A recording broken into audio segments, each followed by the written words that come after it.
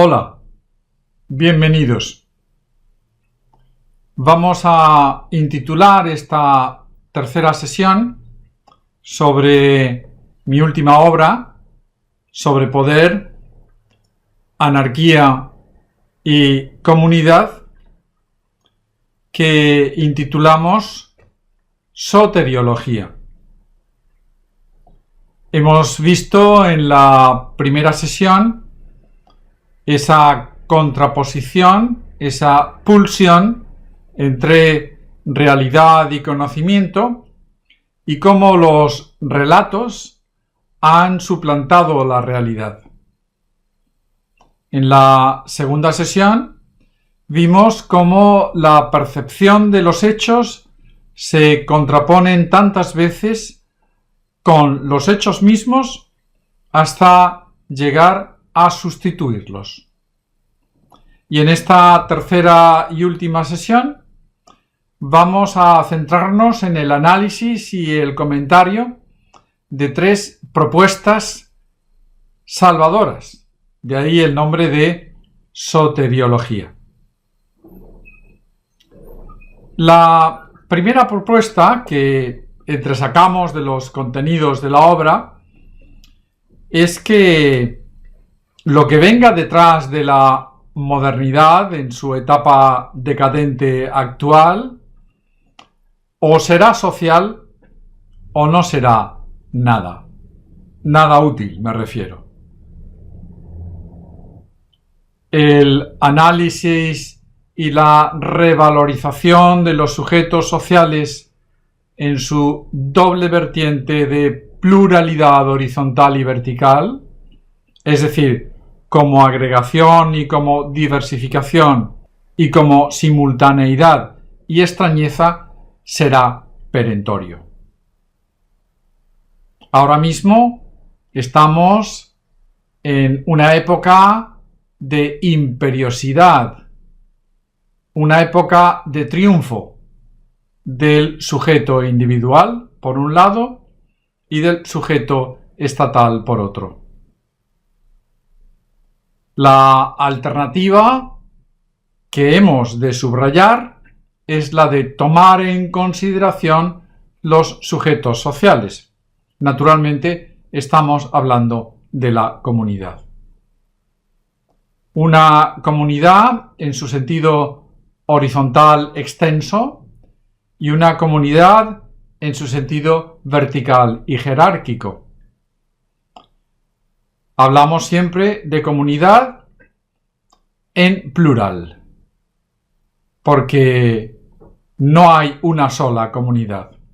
Horizontalmente hay muchas y verticalmente hay muchas también. Cada uno de nosotros conforma por agregación de comunidades que son únicas en cada individuo, un sujeto individual.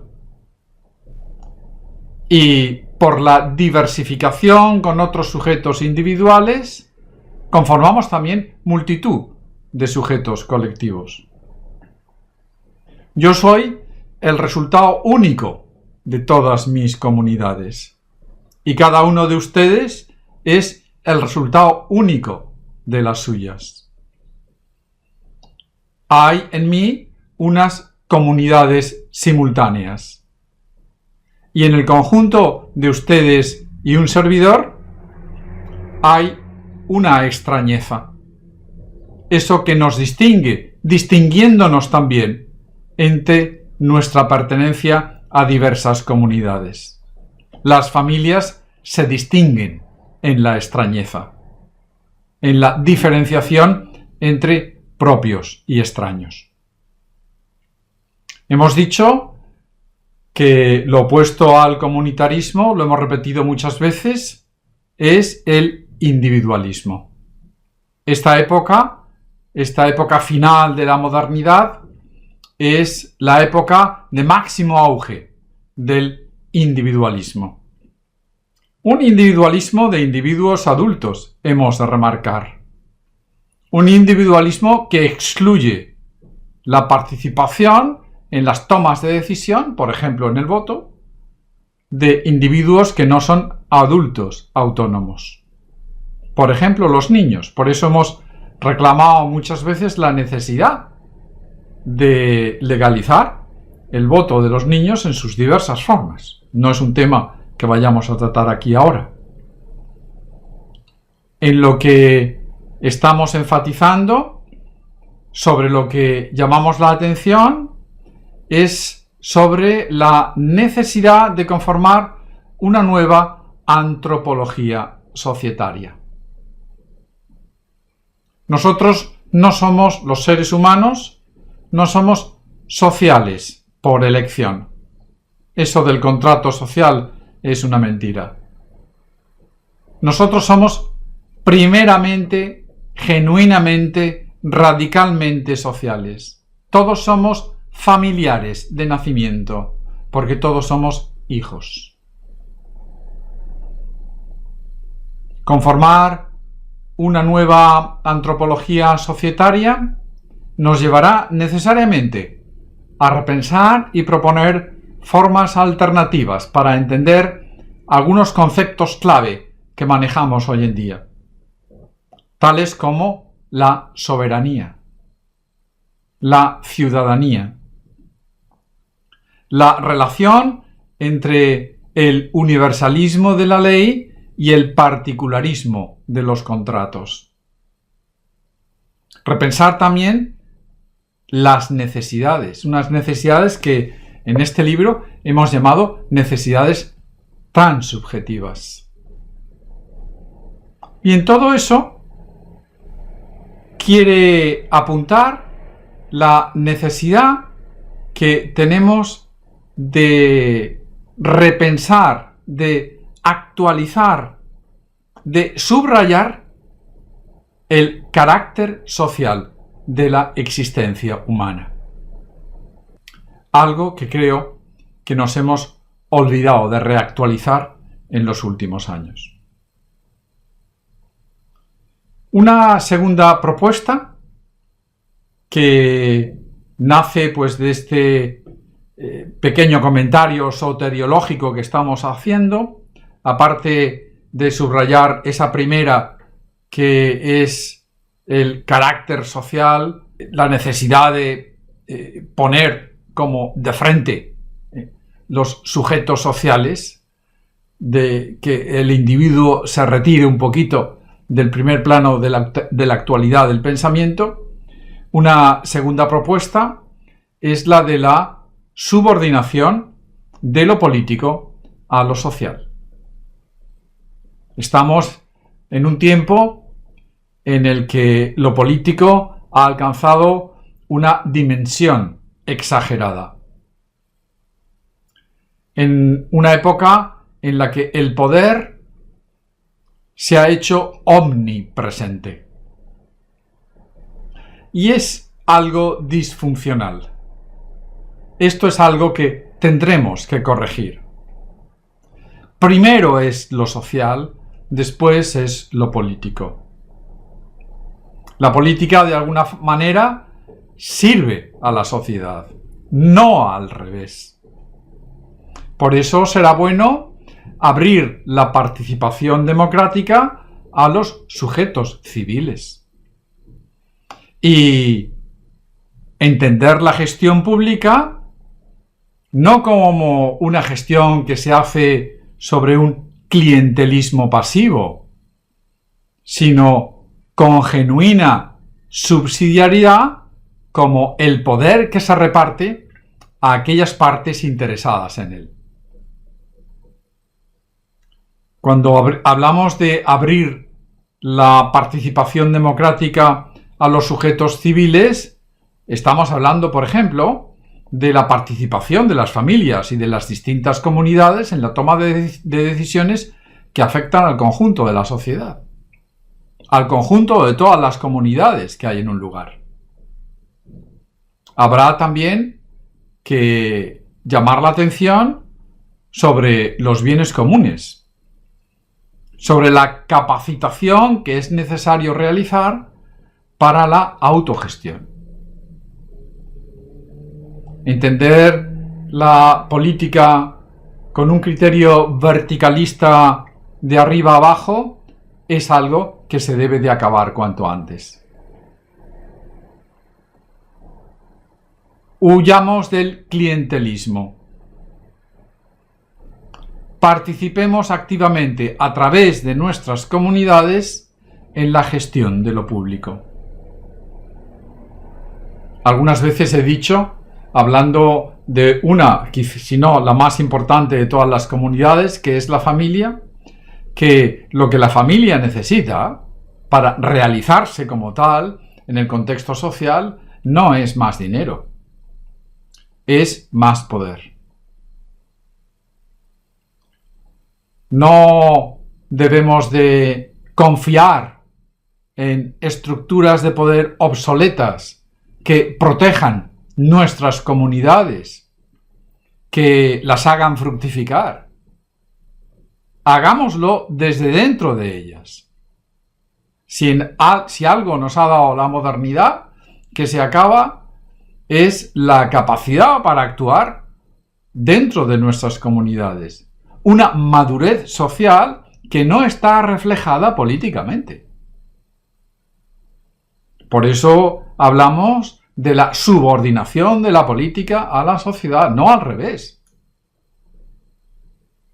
Muchos políticos entienden su desempeño como el ejercicio de un poder que nosotros le hemos regalado, que le hemos otorgado. Vaya equivocación. Hay que acabar con esa mentalidad de súbditos, extendiendo, como hemos dicho, la soberanía también a los sujetos sociales. Esa alianza que ha hecho la modernidad de una soberanía exclusiva para el Estado y para el individuo debe de acabarse. Cada comunidad es soberana en lo suyo, y no con una soberanía vicaria otorgada por una estructura de poder abstracta que llamamos Estado, sino con una soberanía genuina que nace de abajo y que no es otorgada desde arriba. Hemos puesto en la primera propuesta la necesidad de dar protagonismo a lo social. Aquí subrayamos la necesidad de restar protagonismo a lo político. Y una tercera propuesta es la de entender la nueva política que viene, la nueva política de esa nueva época, que no sabemos cómo se llamará, que tendremos que configurar nosotros, como una antipolítica, referida a la política que hemos padecido hasta ahora. Esta vieja política, ese viejo entendimiento de la política, debe de terminarse. El poder se agrega allí donde ya existe. Bien, esto se ha acabado. Eso no es política. Hemos de transformar la competitividad entre poderes por la cooperación soberana. Y hemos de transformar el poder en servicio, diseminando el poder,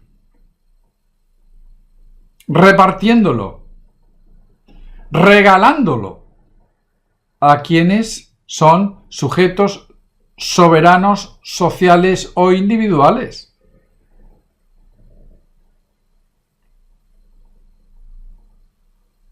La autogestión, el autodominio, a todos los niveles posibles. Y así será factible la cooperación. Porque solamente coopera quien es soberano. Ahí no hay sumisión. Por eso, cuando traduzcamos esto al ámbito económico, será posible la gratuidad. Una economía de gratuidad. Tantas veces he dicho en algunos escritos y en algunas otras sesiones que, contrariamente a lo asumido en las escuelas se llama escuelas de negocios, en facultades de economía, el fin de la empresa no es el beneficio, ni mucho menos. En fin, tampoco vamos a entrar en eso ahora. Pero yo creo que si nos fijamos en estas tres propuestas, la primera, que lo que venga detrás de la modernidad será social o no servirá para nada. La segunda, la subordinación de lo político a lo social. Y la tercera, la necesidad de contraponer una nueva y diferente política a esa vieja política que entiende el ejercicio del poder como algo jerárquicamente vertical. La nueva política de cooperación, la nueva política de servicio, la nueva política de ayuda mutua, que nace desde la base en un contexto cooperativo y autogestionario, poco tendrá que ver con esa vieja política que ha permitido que uno sea capaz de enriquecerse, vaya disparate, en el ejercicio del poder político. Si nos fijamos bien, estas tres propuestas, estos tres focos de atención que proponemos a lo largo de las páginas sobre poder, anarquía y comunidad, en buena lid deberían de configurar las propuestas de una auténtica democracia cristiana. A día de hoy no podemos entender el Estado desde el punto de vista cristiano como se entiende hoy en día, como una estructura de pecado, como una estructura conformada como si fuese un culto religioso alternativo, con sus propios credos, sus propias liturgias, sus propias memorias, su propia moral. ¡Qué disparate! ¡Qué error! Repensar el Estado reduciendo la política a su ámbito servicial, a un ámbito de necesidad, es algo perfectamente posible. Somos capaces de hacerlo. Es más, creo que los tiempos vinientes nos ponen entre la espada y la pared para que efectivamente cumplamos con esa sustitución. La necesidad de poner el Estado al servicio de la gente y no la gente al servicio del Estado. Que el Estado solamente opere en ámbitos de necesidad. Dotémosle de la flexibilidad necesaria para afrontar y adecuarse a emergencias circunstanciales en las que sea necesario, quizá, adoptar otro tipo de actividad que no sea la servicial, pero como una situación de emergencia, como una necesidad coyuntural, no como algo permanente. ¿Cómo es posible que todavía, después de siglos de modernidad, en los cuales se nos ha dicho que somos libres, que estamos formados para ejercer nuestra libertad, todavía tengamos ese monstruo ahí que es capaz de dominarnos al punto de hacernos creer que nos sirve, cuando es al revés? En España, determinados partidos políticos hoy en día, está de moda ese concepto tóxico que se llama nacionalismo, y hay un lema que algunos partidos políticos utilizan, que es: el Estado nos roba. Pues sí, pero el Estado nos roba a todos. El Estado nos roba poder a todos y a todo. A todos individualmente y a todas las comunidades de las cuales nosotros formamos parte y que nos constituyen como el individuo que somos cada uno de nosotros. El poder está aquí abajo, no ahí arriba. La idea de sujeto es muy importante. Los sujetos sociales hemos de entenderlos como sujetos primigenios. En algunos nacemos, a otros los elegimos, pero eso es la comunidad. Nuestro futuro será viable en la medida, pienso yo, que implementemos estas medidas o en la medida en que las intentemos implementar. Así, pienso, nos podremos hablar. Muchas gracias.